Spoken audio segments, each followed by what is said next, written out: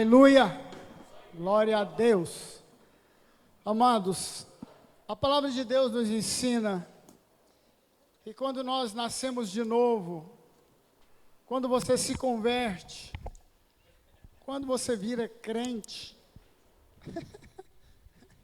essa expressão é estranha, né? Virar crente. A Bíblia diz que até o diabo crê e treme que existe Deus. Mas quando nós nos convertemos, mudamos a nossa vida, a palavra de Deus nos chama de santos. Somos santificados pela palavra, somos santificados pelo Espírito, somos santificados pela presença de Deus. Amém, igreja? Paulo, escrevendo às igrejas, ele diz, aos santos que estão... Aí ele cita o nome da igreja, ele escreveu para várias igrejas. Então, queridos, quando nós nos convertemos, duas coisas acontecem conosco. Nós nos tornamos santos, separados para Deus, e nos tornamos filhos de Deus. João, capítulo 1, 12, 13, 14... Porque todos quantos o receberam, deu-lhes o poder ou o direito de serem chamados filhos de Deus, a saber, aqueles que creem no seu nome. Então, queridos, à medida que você vai frequentando a igreja, à medida que você vai aprendendo de Deus, vai adorando a Deus, cantando louvores a Deus, nós vamos nos santificando, à medida que você ora, à medida que você tem comunhão com Deus, à medida que você está lendo a palavra de Deus, nós vamos sendo mudados, transformados, o caráter de Cristo é formado em nós, e nós nos tornamos santos e filhos de Deus. Amém, igreja? Então, abra sua Bíblia comigo em 1 Pedro, capítulo 1, versículo 16. Eu quero falar sobre sermos santos e filhos de Deus. Aleluia. 1 Pedro 1, 16 fala assim, porque está escrito, sede santos, porque eu sou santo. Isso aqui é Deus falando para a nação de Israel. Está lá em Levítico 11, 45. Deus instou ao povo, a nação de Israel, para se santificar, para serem separados. Essa era a ideia, essa era o plano, esse era o propósito de Deus. Deus os tirou ali do Egito para que eles fossem separados para Deus. Deus disse, olha, eu serei o seu Deus e vocês serão meus filhos. Aqui em Levítico 11, 45, Pedro está dizendo, porque está escrito onde? Levítico 11, 45, e também Jesus repetiu a mesma coisa em Mateus 5, 48, salvo me engano. Ele disse, sede santos, porque eu sou santo. Amém? Amém, igreja? Aleluia! Quando você responde amém, significa que você está prestando atenção, não está dormindo. Então vamos lá, queridos, vamos entender isso de uma maneira mais clara. Nós somos chamados a ser filhos de Deus com um propósito. Ninguém nasce numa família aleatoriamente. Temos um propósito. Deus te colocou nessa terra com um propósito. E quando você se converteu e que você entrou na família da fé, Deus tem um propósito. Vamos imaginar aqui um pai com 5 filhos. Presta atenção. Um pai com 5 filhos apenas. Só 5. Aleluia. Ele dá a todos eles a mesma educação, presta atenção. E eles crescem. E quando crescem, dificilmente 2 vai ter a mesma profissão. Isso é raro. Geralmente numa família, cada filho tem uma profissão. Cada um tem aptidão para alguma coisa diferente. Aí o que acontece? Tiveram a mesma educação, mas vão ter profissões diferentes. Presta aí atenção. Deus é nosso Pai. Somos filhos de Deus. E quando nascemos de novo, há um propósito com as nossas vidas. Se somos filhos de Deus, assim como essa família de 5 filhos, todos que aceitaram a Jesus no seu coração, Deus tem um propósito com cada um deles. O propósito é o mesmo: ganhar almas para o Senhor, aumentar a sua família, como no curso natural desse pai com 5 filhos, que nasceram, cresceram, estudaram, cada um teve uma profissão para se sustentar na vida, amém? Então, com Deus, na família da fé, é a mesma coisa. Todos nós temos um propósito, só que nós vamos cumprir esse propósito de maneiras diferentes. Cada filho desse pai tem uma profissão. Cada filho de Deus tem o mesmo propósito. Somos ensinados por Deus, crescemos, nos edificamos. Edificar, ser edificado pela palavra é crescer. Vamos edificar um prédio, você está construindo um prédio. Deus te ganhou, Deus te chamou das trevas para a sua luz. Você se tornou filho, filha de Deus. Há um propósito nisso. Não é só ficar esquentando o banco de igreja. O propósito é único para todos: ganhar almas. Essa é a missão da igreja, ganhar almas. Essa é a minha missão aqui na terra.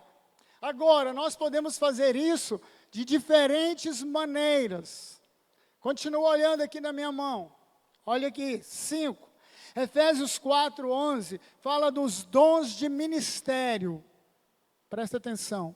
Os dons de ministério: apóstolo, evangelista, que aponta o caminho, o profeta, que dá direção profética, temos o pastor e temos o mestre, ou pastor-mestre, em algumas traduções. São todos diferentes, o propósito é o mesmo: ganhar almas, mas cada um vai ganhar almas de maneiras diferentes. Assim como esse pai que teve 5 filhos, e cada um tem uma profissão diferente, Deus tem seus filhos e Ele concede dons diferentes para cada um, mas o propósito é o mesmo: ganhar almas para o reino de Deus. Ninguém foi salvo só para ficar dormindo de braço cruzado. Fomos salvos para ganhar almas, de maneiras diferentes. Eu não sou pastor. Não é pastor que ganha almas, irmãos. O pastor, ele pastoreia as ovelhas. Se existe um rebanho de ovelhas, de 5 ovelhas, quem é que vai dar crias, o pastor ou as ovelhas? É lógico que as ovelhas. O pastor simplesmente vai levá-las para o pasto verde, vai levá-las para beber água. O pastor simplesmente vai cuidar das ovelhas, livrá-las dos ataques dos inimigos, como fez Davi. Davi disse: olha, eu era pastor, falando para Saul, quando ele ia enfrentar, antes de enfrentar Golias, eu cuidava das ovelhas do meu pai. Veio um urso, eu matei. Depois veio um leão, eu também matei. Ele só fez isso depois que recebeu a unção de Samuel, tá? Fosse antes, o leão tinha mastigado ele, ou o urso, já não passava nem pelo urso. Então ele disse: olha, esse incircunciso filisteu não vai ser nada, porque ele já tinha tido a experiência de ser usado por Deus, pelo poder de Deus, para matar o urso, matar o leão. Aí ele foi lá e matou o gigante Golias. Então, queridos, nós somos chamados para ganhar almas. O propósito meu, de você, de todos que estão aqui, é o mesmo: ganhar almas. Só que com maneiras diferentes. Deus concede dons, Deus concede talentos, Deus dá sabedoria, para você ganhar almas. Não é para outra coisa. Todos nós temos o mesmo propósito: contar para os outros o que Deus fez na sua vida. Só isso. Não precisa saber teologia, você só pode testemunhar. Eu estava no mundo, ia para o inferno e agora estou indo para o céu. Você não quer embarcar nessa vibe, não? Comigo? Simples.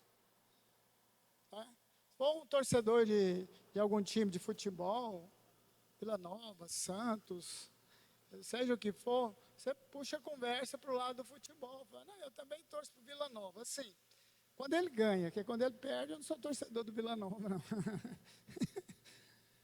Aí alguém você fala, rapaz, você viu que o Vila mudou muito esses últimos anos?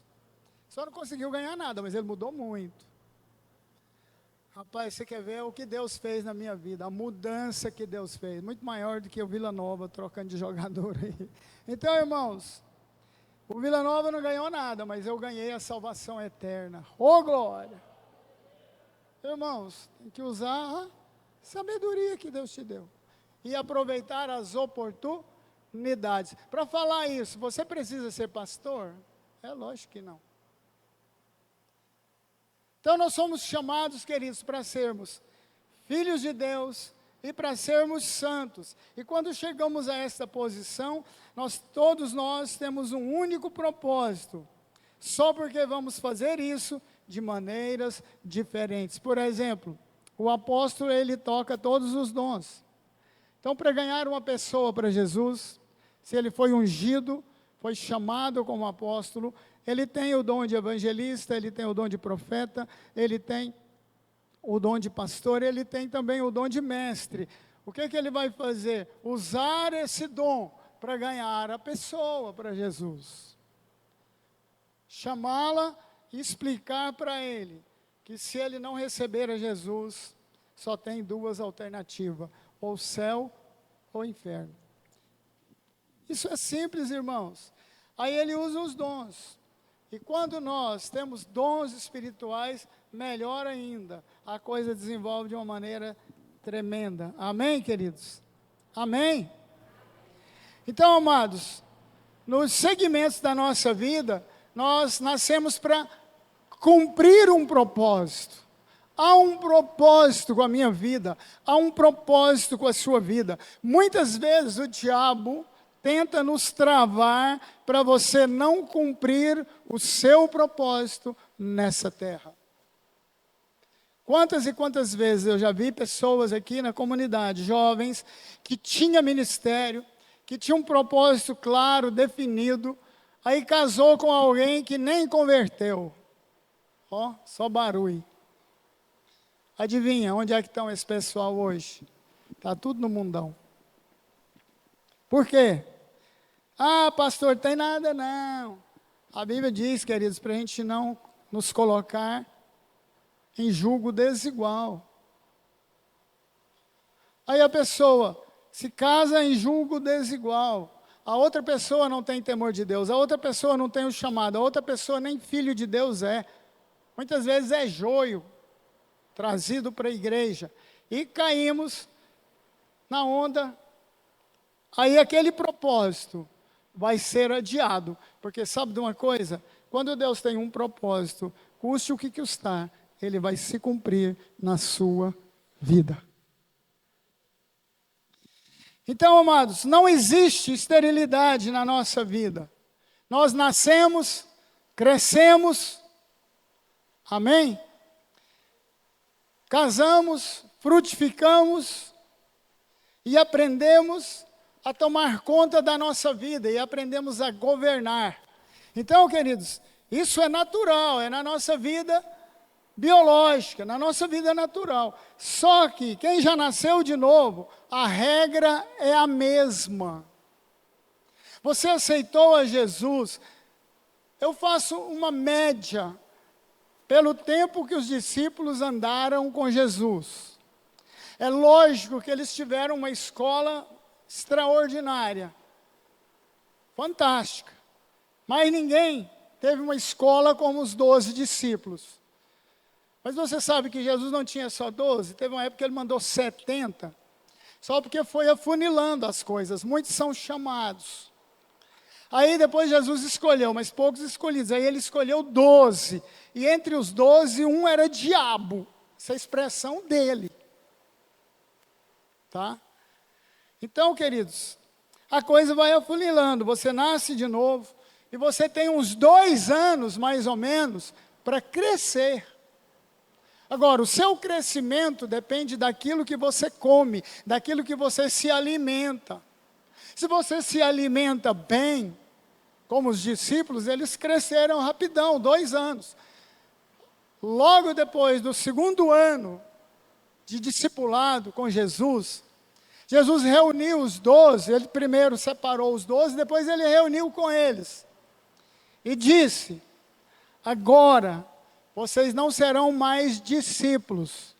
A partir de agora, 2 anos, a partir de agora, vocês serão apóstolos. O que é apóstolo? Apóstolo é uma palavra grega para enviado. Jesus estava dizendo o seguinte, olha, com 2 anos, com tudo que vocês viram e ouviram, e olha que eu não escrevia nada, tudo que vocês viram e ouviram, e guardaram para vocês, vocês já estão prontos para serem enviados, para ganhar almas. Aí ele enviou. Então não seriam mais apenas discípulos, seriam apóstolos. O que significa apóstolo? Enviados. Então ele disse, olha, a partir de agora vocês serão meus amigos, vocês serão apóstolos, não apenas discípulos. Discípulo é aquele que está em aprendizado com o mestre. E sabe, queridos, eu não vou nem perguntar quanto tempo que você frequenta a igreja, porque a regra é clara, é 2 anos para você começar a ganhar almas. Eu faço base pelo projeto, pelo plano de Jesus.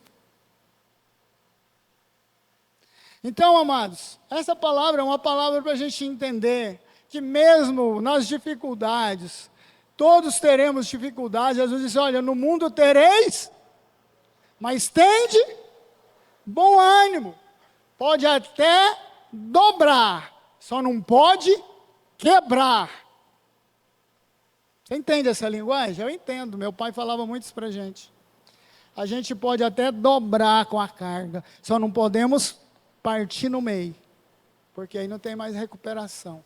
Porque quem se dobra com a carga, pode ter certeza, alguém vem te ajudar para você se levantar, ou você mesmo vai buscar forças em Deus e vai se levantar com aquela carga, até que ela caia. A Bíblia diz que Deus não te dá uma carga maior do que aquilo que você pode suportar. Então não existe chororô, não tem desculpa e assim por diante. Então quem já nasceu de novo, a regra é a mesma. Nascemos de novo, somos alimentados pela palavra, somos alimentados pelo Espírito.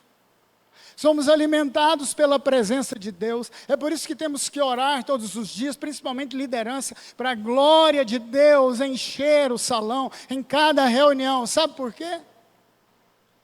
É porque à medida que a glória de Deus nos enche, você vai se fortalecendo em Deus. À medida que você ora, à medida que você ouve uma palavra, à medida que você canta, Deus vai te enchendo, Deus vai te alimentando, e você passa de criança para adulto.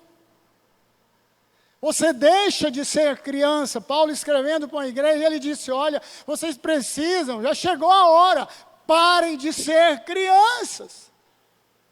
Vocês são novos na fé? Não, não são neófitos na fé. Vocês já são velhos na fé, mas continuam se alimentando de leite. Vocês precisam de churrasco. Precisam de picanha, nem que seja a picanha do Lula, que é um abobrão desse tamanho. A abóbora também dá sustância. Pelo menos lá em Cristianópolis a gente engordava porco, era com abóbora. Então, queridos, Paulo diz, olha, parem de ser crianças. Cai a ficha. Comece a orar por pessoas. Comece a orar para ganhar almas, para as pessoas se converterem, para os seus familiares, para os seus amigos, para os seus inimigos. Jesus disse, olha, orem até pelos inimigos. Orem pelos seus inimigos. Nem que seja para Deus enxotar eles para longe, mas ore pelos seus inimigos. Amém? Então, queridos, no natural é assim, nasce, cresce, frutifica, ou casa e começa a ter filhos e a família vai aumentando. No mundo espiritual, ou a regra é clara, é a mesma, nós temos que nascer de novo, aceitar a Jesus no nosso coração, confessar que somos pecadores e precisamos crescer.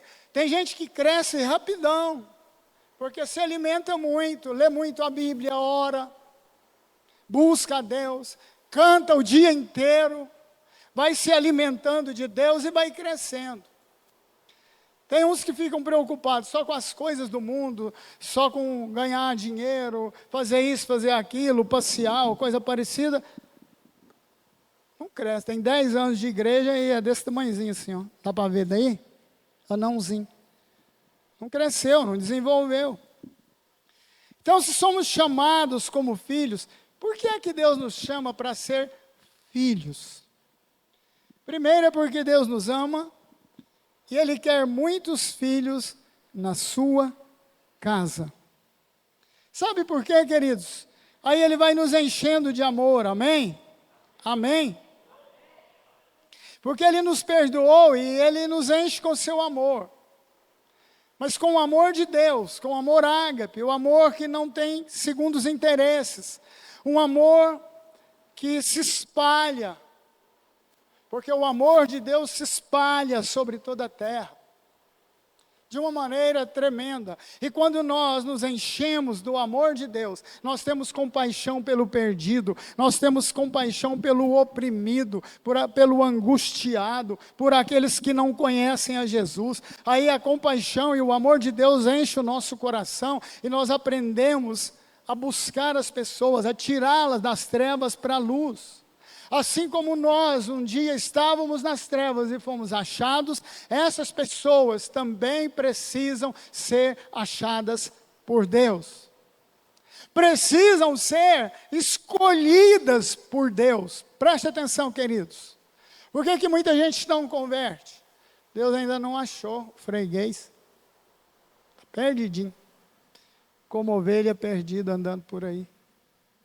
O que Jesus disse para os discípulos? Não, presta atenção. Porque tem gente que está me olhando com os olhos desse tamanho, achando que eu estou falando besteira. Jesus disse, olha, não foram vocês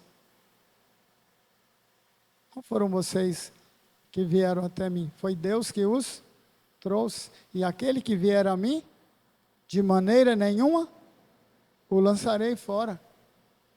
Não fostes vós, não somos nós, a iniciativa é de Deus. Sabia que no reino de Deus, tudo tem de ser iniciativa de Deus, se não nossa? Então a gente tem que orar e pedir, Senhor, tem misericórdia da minha mãe, da minha tia, da minha sogra, seja quem for, queridos. Senhor, encontra essa pessoa. Senhor, muda o coração dela. Senhor, salva essa pessoa. Porque ela não está enxergando Deus, ela não consegue ver Deus.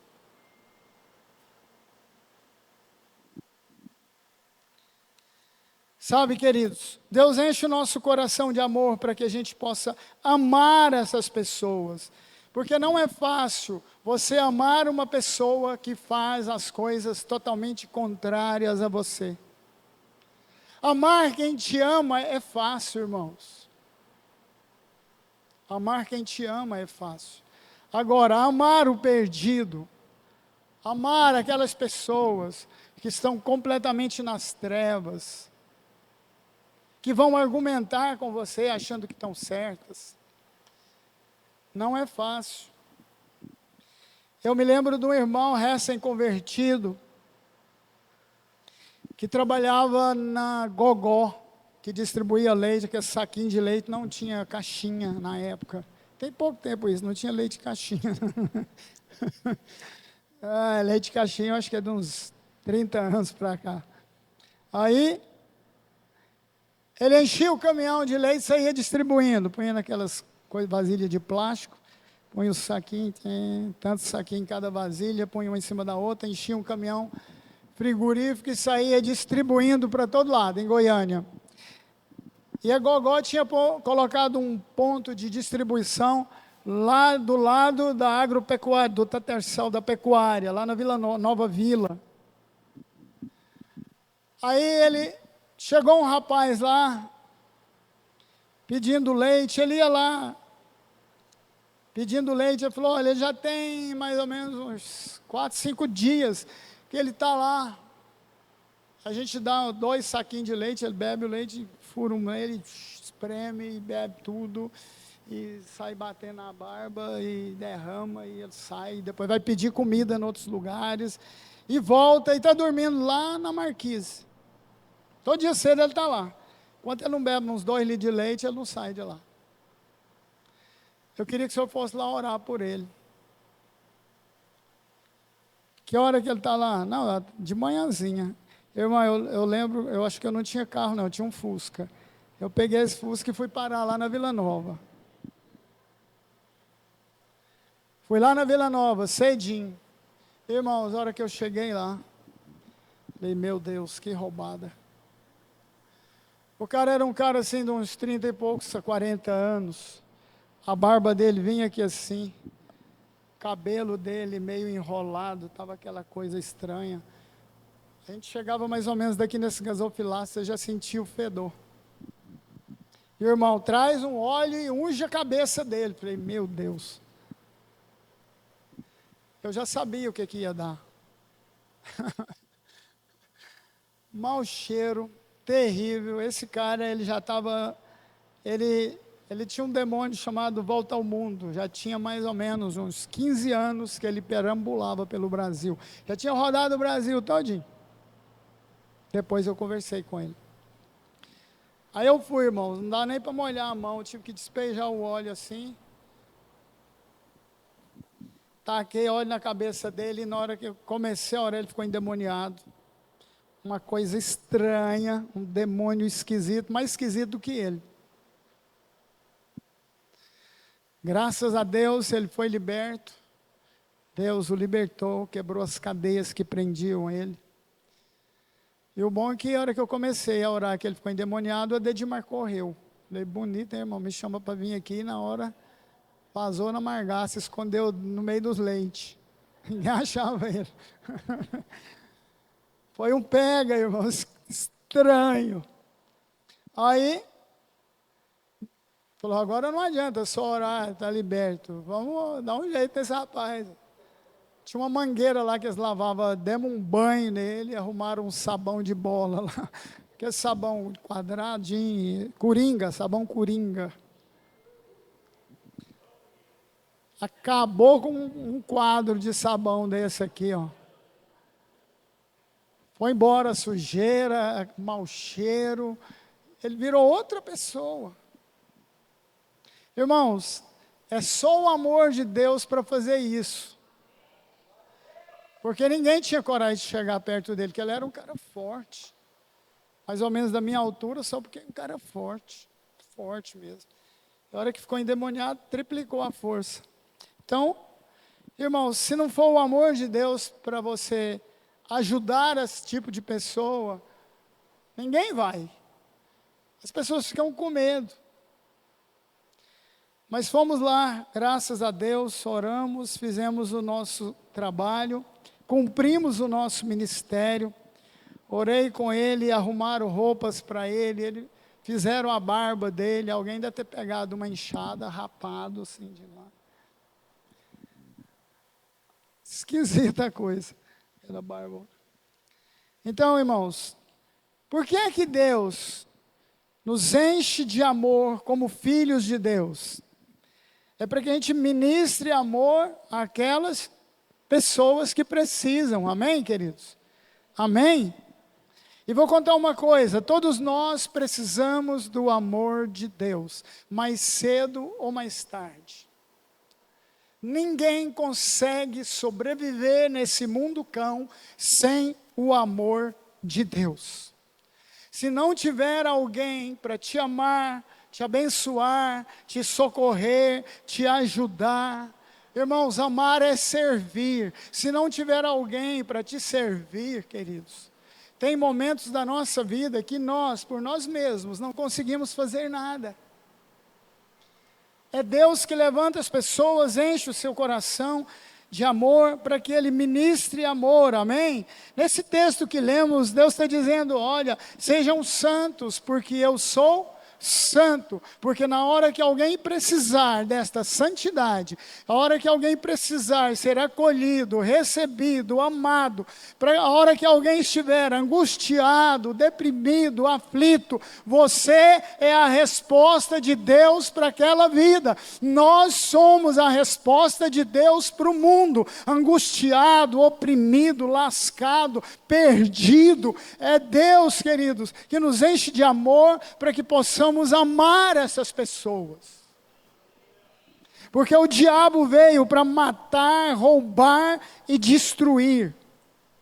Mas, amados, preste atenção numa coisa que Deus me falou, já estou encerrando. Nós devemos ser santos porque Ele é santo.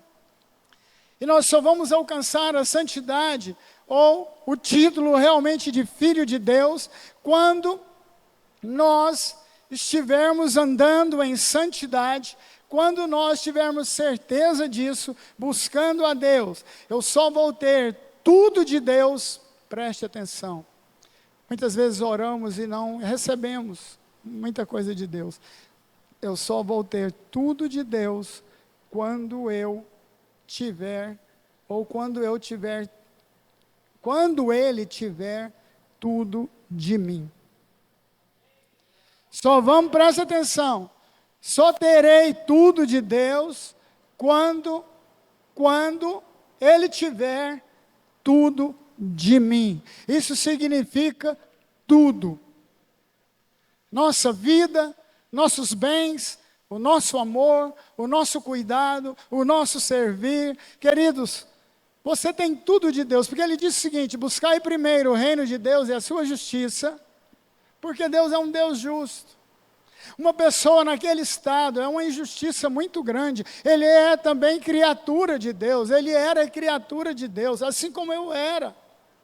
E pode ser transformado em filho de Deus.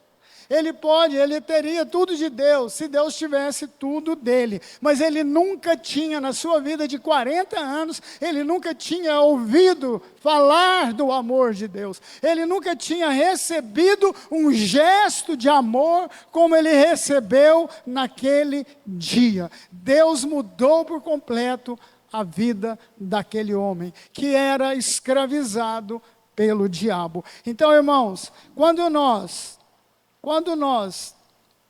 só vamos ter tudo de Deus quando Ele tiver tudo de nós. Amém, queridos? Que Deus te abençoe, que Deus derrame sobre a sua vida as mais ricas bênçãos, que Deus te dê graça a cada manhã, em nome de Jesus. Aleluia. Vamos ficar de pé, nós vamos orar.